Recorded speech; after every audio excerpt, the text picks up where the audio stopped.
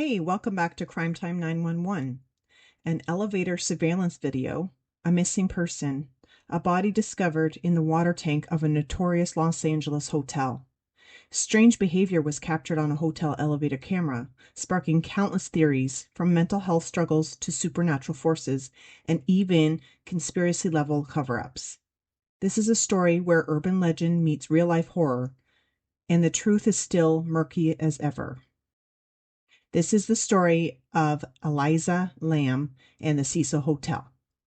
Elisa Lam was born on April 30th, 1991. Her family had immigrated to Canada and had opened a restaurant in Burnaby, BC. Elsa was a student at University Hill Secondary School and the University of British Columbia. In 2010, Elisa created a blog called Ether Fields on a popular blogging platform called Blog Post. She would share pictures of models in fashionable clothing, as well as her personal life experiences, particularly her battle with mental illness. So here is where I can definitely relate to the mental illness portion of what Elisa was going through. I have been diagnosed with anxiety and depression, and I used to keep it a secret for a very long time, which was allowing the stigma that is around mental illness to stifle me, and I was struggling in silence. It wasn't until I started opening up about my mental illness and sharing my story with others that I realized that mental illness is just like any physical illness. It's just as serious and it needs to be talked about. So it's, not only to raise awareness, but it also helps me cope. So I guess it's sort of like a win-win on that front. But by sharing my story and spreading the importance of mental illness, it helps me just to get through daily life. Eliza had been diagnosed with bipolar disorder and depression. She had been prescribed many medications for her conditions. Her family kept her mental illness private, which again, in my opinion, doesn't help. It puts the idea that having mental illness is shameful. Now, don't get me wrong. They might have had other personal reasons on why they wanted to keep it private. But in my opinion, keeping it private doesn't help anybody, especially the person with the mental illness, if they are willing to share their story, of course. Her family also states that Eliza had no ending it all tendencies or attempts, although there was a report that she had allegedly disappeared for a short time. Apparently, Eliza had a history of not taking her medications for her bipolar disorder, resulting in her experiencing hallucinations and hiding under the bed. She was admitted to the hospital for at least one of these episodes. In January 2012, Eliza would post on her blog about a relapse at the beginning of the school term, which had forced her to drop multiple classes. She would state that she was feeling so utterly directionless and lost.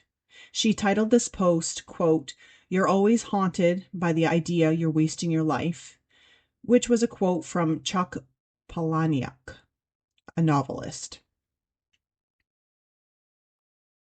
She had been blogging on Blog Post for a little over 2 years when she announced that she would no longer be maintaining that current blog and that she had created a new blog on Tumblr called Nouvelle Nouveau. She would mostly post about fashion and share quotes. Occasionally, she would share posts in her own words. So this would be my first red flag if I had known Eliza at the time that she was alive, because she went from sharing her personal mental health struggles on her first blog to going to a different blog. And, there's definitely nothing wrong with changing platforms. Tumblr, I think, is a little bit more popular than Blog Post is. So maybe she was hoping to get more attention or more interactions or eyes on her blog over there. But I don't know if her family might have found out that she was sharing her mental illness on her first blog, maybe asked her to stop sharing, or maybe she just got some negative comments and so she decided to start over somewhere else and not maybe share as much personal or as many personal details of her life, which is sad. There's keyboard warriors that are so, strong behind a keyboard and just to go out there just to make somebody else's life just as miserable as they feel, which is really, really sad, for sure.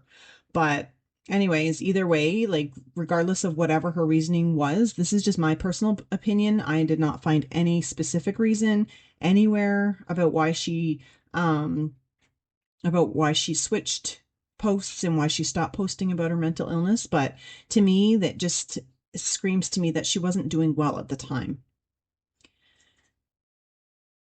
In January 2013, Eliza decided to take a trip to California. Although I wasn't able to find the reason that she decided to take the trip, it's reported that she traveled alone on public transportation, such as trains and buses. She would visit the San Diego Zoo, and she shared pictures that she had taken on social media. She made it to Los Angeles on January 26th. 2 days later, she checked into the Cecil Hotel, which was near downtown's Skid Row. So, Skid Row is the unofficial name for a neighborhood in downtown Los Angeles. It is one of the largest stable populations for homeless people. The population is estimated at over 4,400 and has been known for its homeless population since the 1930s.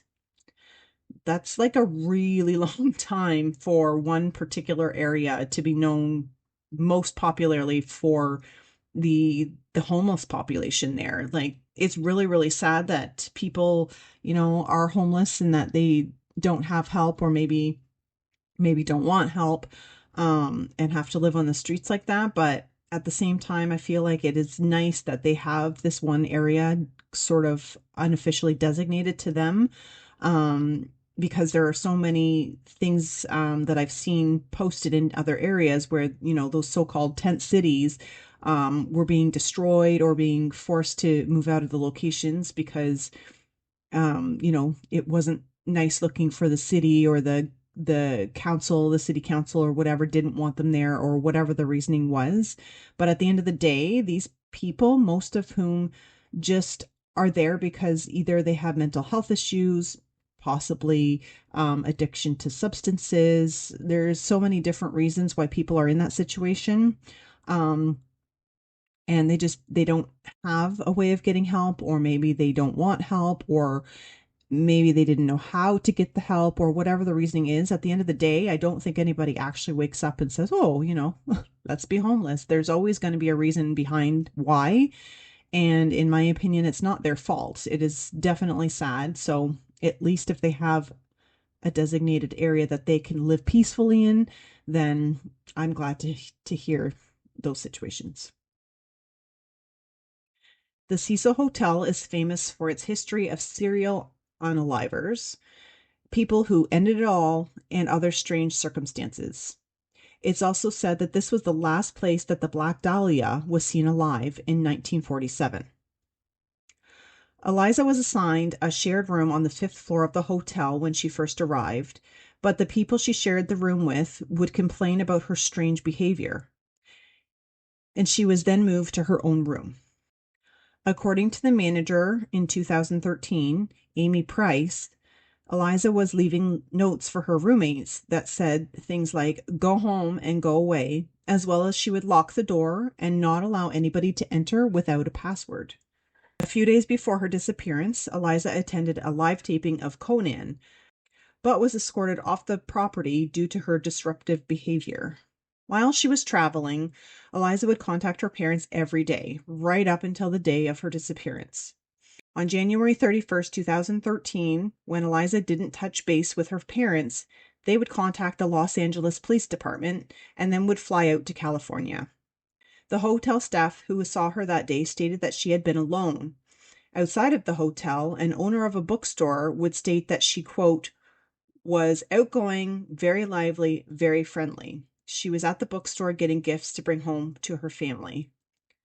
So this part here, if she was purchasing gifts to bring home to her family, it is, kind of triggers to me that she wasn't planning on disappearing, voluntarily, or at least not in that moment. She wasn't planning on, unaliving herself or anything like that, because people aren't going to buy gifts to give somebody in the near future if they plan on disappearing and not seeing those people again, right? So Um, at that time, I don't believe that she intentionally um, had anything to do with her disappearance.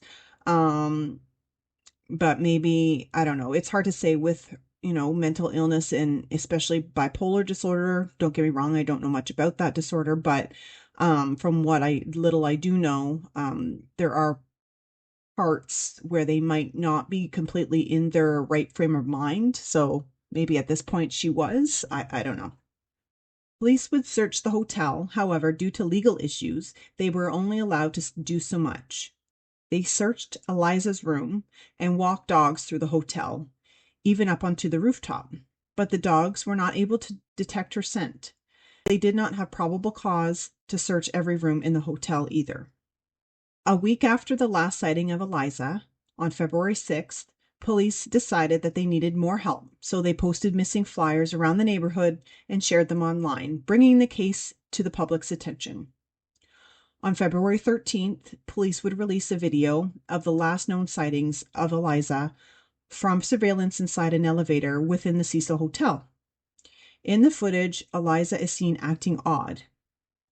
As she enters the elevator, she presses multiple buttons and then stands back. I'm assuming she's waiting for the door to close. When the doors don't, she steps one foot out the door and quickly looks both ways. It's almost like she's looking to see if somebody is there or if somebody's coming. She then backs herself into the front corner of the elevator as if she's trying to hide from someone. She then stands in the doorway of the elevator for a few moments before she steps out with one foot again, looks around, and then sort of does a hop out into the hallway where she shuffles from side to side. She steps backward into the elevator and immediately goes forward again back out into the hallway, where she goes completely off the camera's view for a split second before she steps back into view just enough to see her right arm. She appears to raise her arm, but I'm not sure if she is waving at somebody or maybe looking at a watch on her wrist. She stands there almost completely out of view for a few seconds before entering the elevator once again. This time, as she enters the elevator, she grabs both sides of the doorway, almost as if she might be off balance or dizzy. And then she proceeds to press all the buttons on the elevator again before stepping back out of the elevator and over to the left, where she is only half seen in the view of the camera. She then turns towards the right, looking past the elevator door, where she is gesturing and waving her hands and appears to be possibly talking to someone. The footage ends with Eliza standing still for a few moments before walking off towards the left. So when back in 2013, I do remember seeing this footage online not long after it was initially released. And I do remember thinking that her actions were very, very strange at that time.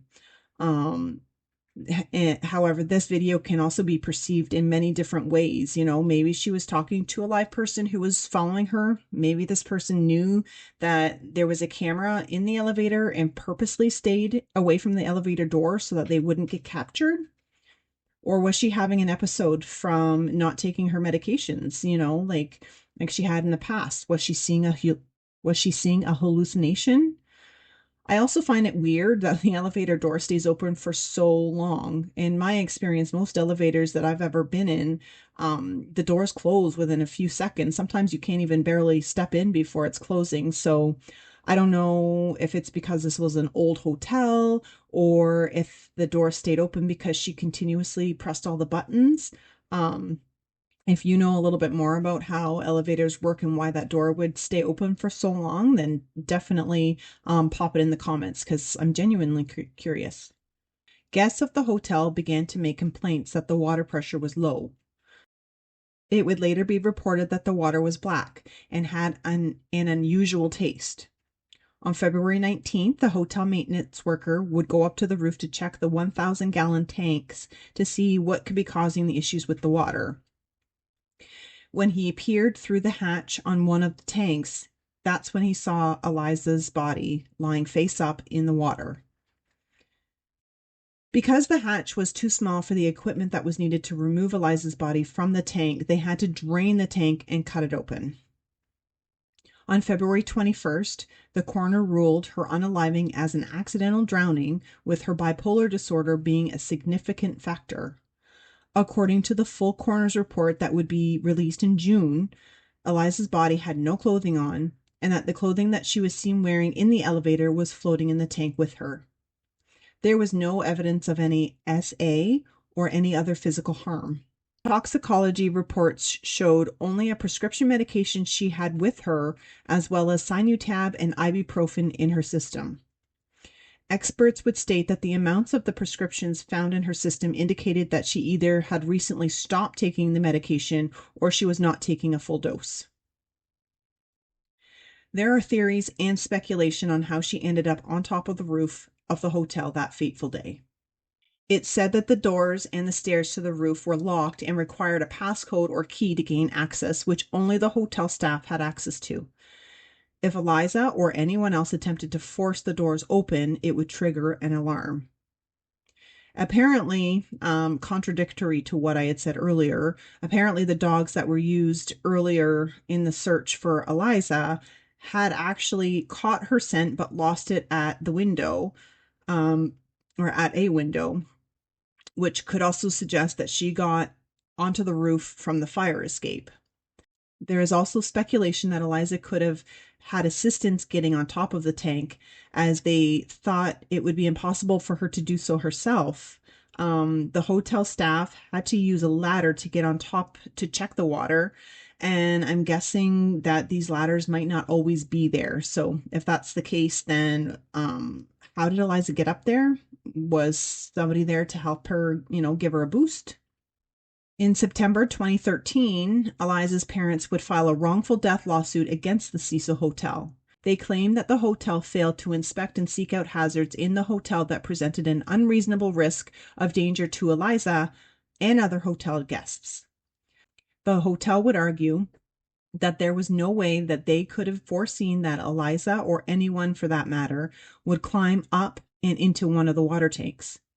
They would also argue that since there was no confirmation on exactly how Eliza got inside the water tanks, no liability could possibly be assigned for failure to prevent it.